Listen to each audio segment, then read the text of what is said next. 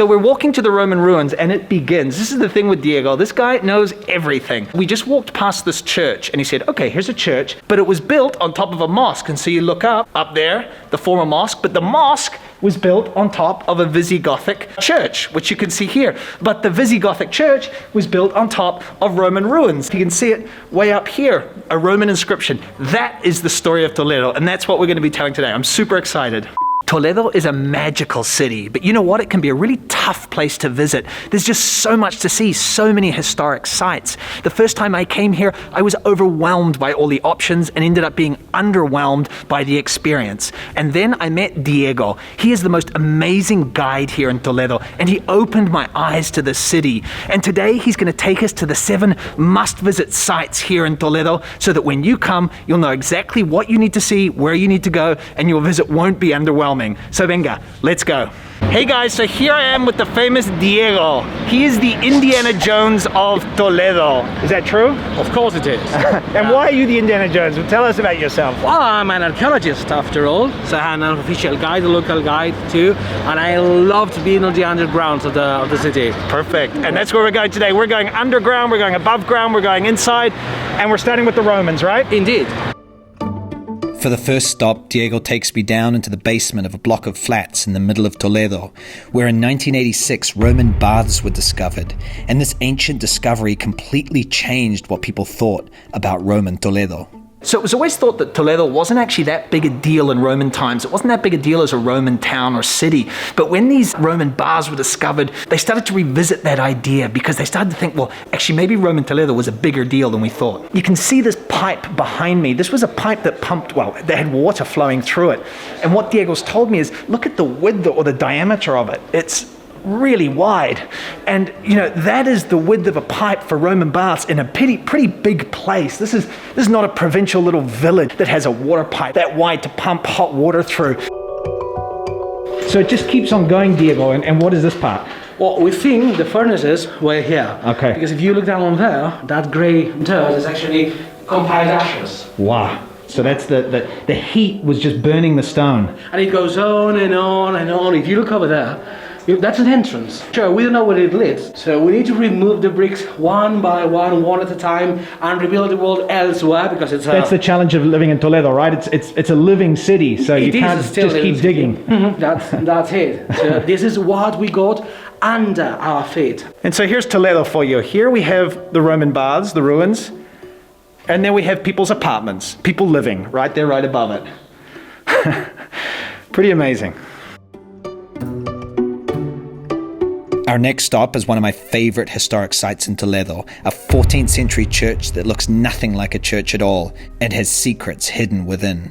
So here's the thing with Toledo. It's famous for being the city of 3 cultures where there were Christians, Jews, and Muslims living together. Look, not always in perfect harmony, but they were living here. And this church is just a perfect kind of illustration of the 3 cultures who were here. And so looking around this church, you see these Moorish-shaped arches. That's because this is Mudéjar architecture. This is a church, but was built by Moorish architects.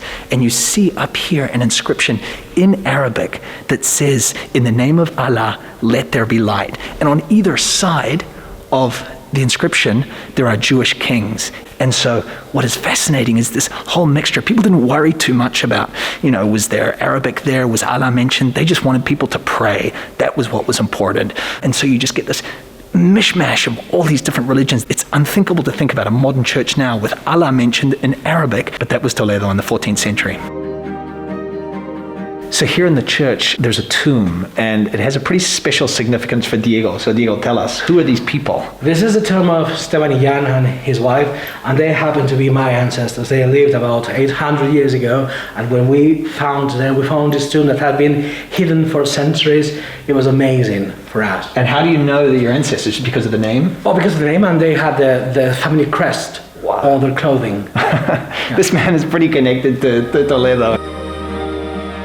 So you can see above me this fresco, and you can see people rising out of coffins. The dead are being raised. This is the last judgment, the end of times. And this is a 14th century fresco. And obviously in the 14th century, that was the moment of the Black Death. The plague was ravaging Europe. So the idea of death, rich, poor, everybody dying and hopefully rising again was really on people's minds, which is an interesting thing to think about in the times of COVID, right? Nearby is the tiny and beautiful Cristo de la Luz Mosque. It was built in 999 by a local wealthy man as his personal mosque, where he could pray in private. But of course, like all Toledo's mosques and synagogues, it was converted into a church by the invading Christians. So Diego, we've got some layers here. Yep. Tell me. 5 years ago, we did an excavation here, and they found out this mosque had been built on top of a Visigothic church, with a cemetery, which is over there. That was one of the entrances. Visigothic cemetery. That's it. That was the entrance to the cemetery, which was built on top of a Roman road down there. And this is the Roman road. That's the Roman road, which was built actually upon the remains of a Celtiberian sanctuary from Bronze Age. Wow. So layers upon layers upon layers. So when this was a mosque, there was the Qibla, Aquí, the most important part, facing, traditionally that'd be facing Mecca, but back when this was built, Cordoba, here in Spain, was the most important city in the Muslim world here particularly. So the Qibla was facing that way, south to Cordoba. But then when the Christians took this over and turned it into a church, they built the apse, you can see up here, and that's facing east towards Jerusalem. So they kind of turned the direction of this place of worship. And all these pillars that you see were reused Roman or Visigothic pillars. They're all a little bit different. They all have slightly different heights. Back then recycling was the key because you didn't have the money to go and just make new pillars. You used old ones. We can learn a lot from the ancients, I think, right? So you can see the original decoration of the church was painted. We think of often churches whitewashed inside, but it was so colorful. And then it got degraded with humidity and things like that. And so, I think in the 18th century, their way of kind of just tidying it up was to put this whitewash over it. But slowly they're restoring what was underneath, scraping back to find the original images that we hear of angels, of saints. So something Diego pointed out, this, see if you can see it, this white stone here. So supposedly when Alfonso VI, the conquering king, arrived here in 1085, he entered through that gate. If you can see it down here, is that it? There it is. He entered through that gate, rode up the street on his horse, rode past this mosque, and then his horse knelt there where that white stone is. And he was like, why is my horse kneeling in front of a mosque? And so he went inside and they excavated and they found a sculpture of Jesus in the mosque inside the walls. Now, this is a story you'll hear sometimes, and it's a way of Christianizing almost these buildings to say that although this is a mosque, there was a church here before, and they would have said that there was a Visigothic church before the mosque. There's the same story about one of the discoveries when the Christians conquered Madrid as well. And it's a way of shaping the history and saying, well, you thought you were here first, but no, we were here before you. Next, we head to our first synagogue. The Santa Maria la Blanca synagogue blows you away with its whiteness, its pristine beauty as you walk in. Rows and layers of brilliant columns. I love this place. So we're in what was a synagogue. It's now a church. But when I walk in, it doesn't feel like a synagogue. It looks like a mosque. Oh, yes, but it has never been a mosque, as far as we know. Yeah. There are some theories, but as far as we know, it has never been a mosque. It was built, though, by Muslim architects, by mudéjars, for Jews on the late 12th century. Another thing we can find here is the first or the most ancient style of David ever here at the Iberian Peninsula, which is above us. It's up there. Wow. So when you walk in here into this building, it kind of takes your breath away. The whiteness, the light, these columns that remind you of the mosque in Cordoba, then became a church. It's fascinating. I mean, it's unbelievable. And although all these columns look exactly the same, they're all hand-carved and all slightly different. There's a little variation in each one. So in the early 19th century, when Napoleon invaded Spain, Napoleonic troops used this as a place to store munitions, and it exploded. And so when it was rebuilt, it was whitewashed like this, but originally it would have been covered in colors. It would have been all painted on the inside. The enormous San Juan de los Reyes Monastery, with the chains of medieval prisoners hanging from its walls, is an oasis of calm inside. It was built by the Catholic monarchs as their final resting place, but history intervened and their burial plans changed. So this was where it was built in the 15th century, and this was where Isabel and Ferdinand, the Catholic king and queen of Spain, were planning to be buried. So they built this massive place, but then they conquered Granada, and in the end decided to be buried there. And this got left, and it's pretty beautiful. This patio with orange trees is gorgeous. And we think of these places as stone and cold, but they would have been covered in color on the inside. So many buildings. Toledo, Diego was telling me, was a place full of color, and we don't think of that nowadays. We just think of stone, but it wasn't like that. Everything was painted, everything was vibrant and bright. And so right here in the middle, just before the altar, is where the Catholic kings were supposed to be buried, where their tomb was going to be. And just above them, right above the tomb, was this space in the church which has 8 sides. And 8 on its side is the symbol for infinity. So the idea was that would be painted blue, and it would represent infinity. It would represent kind of the connection with God. And God would be looking down on their tombs right here. That's a lot of work that went into this for something that never happened. Look up there, it's a Y, F, here is F, Y, all direct references to the Catholic monarchs, Isabella, Y, and Ferdinand, F. It must have been very disappointing for the architect when they decided not to be buried here. Well, she never liked it. When this building was finished, she actually told the architect, Master Guas, and this nonsense you have made, she never ever liked it. And this is our favorite place for a wedding. My great-grandparents got married here, my grandparents got married here, my parents got married here, I got married here a couple of years ago, so it's a great place, actually.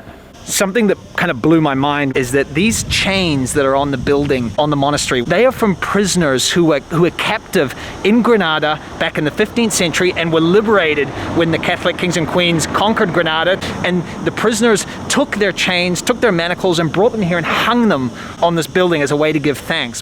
There used to be more. The whole facade used to be covered in chains, but supposedly the French in the 19th century, Napoleonic troops, took down a whole bunch of them to melt them down and create, well, ammunition.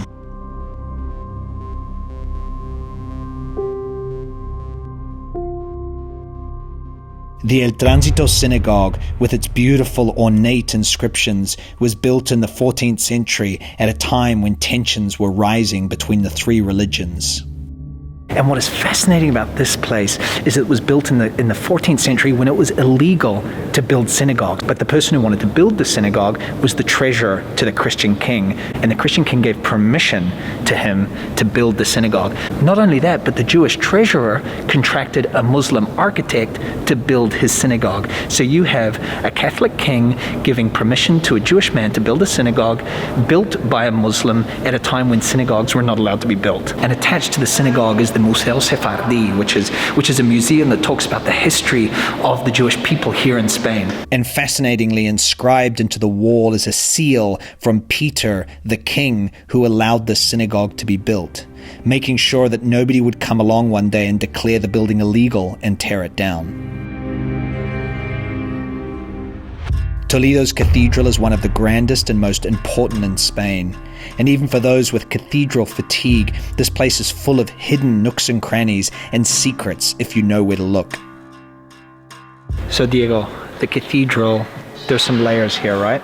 So what have we got? This is not the first building here. I didn't think so. Of course. Before it was a cathedral, it was actually the Muslim main mosque.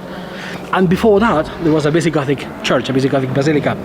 Before that, we think there was a Roman temple. And even before that, we have found some hints, some artifacts from the Celtiberians. Wow. And again, when we think of places like a cathedral, we think of just bare, plain stone. But look at this.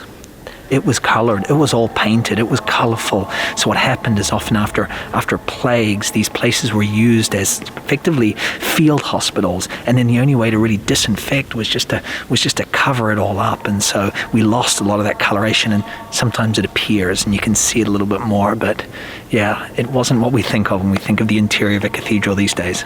So there's a few things you need to visit while you're here in the cathedral, and one of them is the chapter house. So you walk through this dark passage, and then you kind of step into this glowing chamber. It's been recently restored, I think, and it literally feels like it's just lit up. I mean, there are lights here, but the painting is so bright. And all these people we have around us are all the archbishops of Toledo, right from the 1st century all the way up till the most recent one. And then up in the back, we have the scenes from hell, purgatory, and heaven. So you see the raising of the dead, you see the people in purgatory in the middle, waiting to know which way they're going to go. And then the ceiling, the gold ceiling.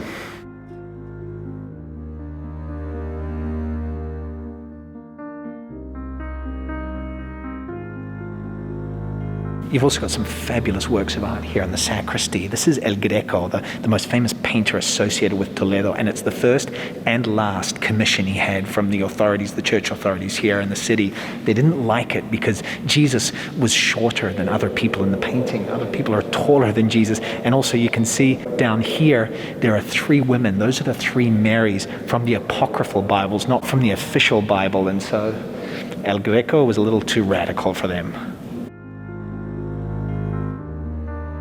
So here in the choir, Diego sung as a boy, and he just told me sometimes you'd be here and you had to go to the bathroom, but of course you couldn't go out there because everybody was out there watching you. So there's secret doors in here.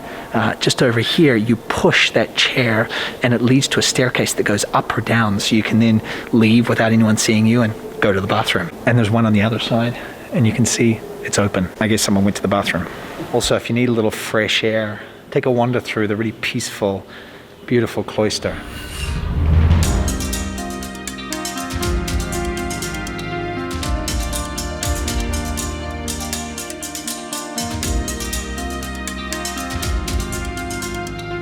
Guys, I hope this has helped kind of demystify Toledo for you, which is, as I say, so overwhelming, but these are some key places you have to visit. If you're interested in history, click the playlist that's appearing, which is going to take you to other walking history tour videos that I've made. And when you're in Toledo, you know who to call. Diego, Busy Toledo. You'll be welcome to have them, right? Of course. See you in Toledo. See you in Toledo. Bye-bye. Ciao, guys.